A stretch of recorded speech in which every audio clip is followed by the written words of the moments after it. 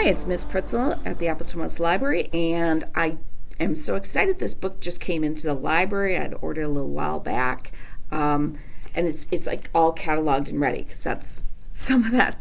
Some of that's what takes the time to get it actually in the library. So it's How We Fall Apart by Katie Zhao, and it is a mystery thriller. Pretty much all the characters are Asian American.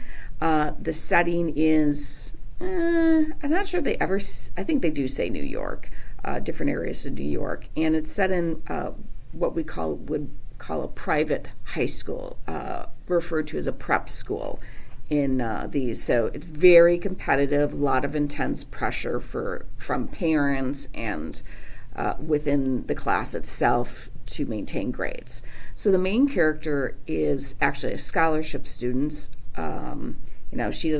She does not have all the things her wealthy friends have, and she's second in her class. And it starts out where she is presenting at a ceremony for the juniors who are soon to be seniors, and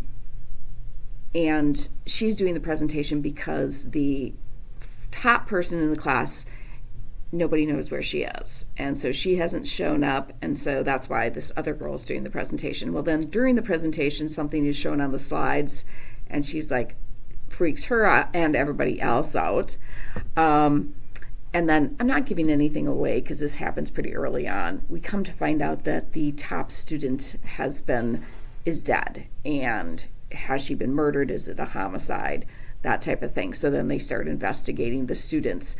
And the students also have this app that everybody uses I think it's called Tip Tap, where it's kind of like the news and gossip of the school. And there's a character called the Proctor. I guess it's a character, but the main thing that this character does is put out these cryptic emails like, hey, this person had 4 friends, and one did this and one did this and one did that.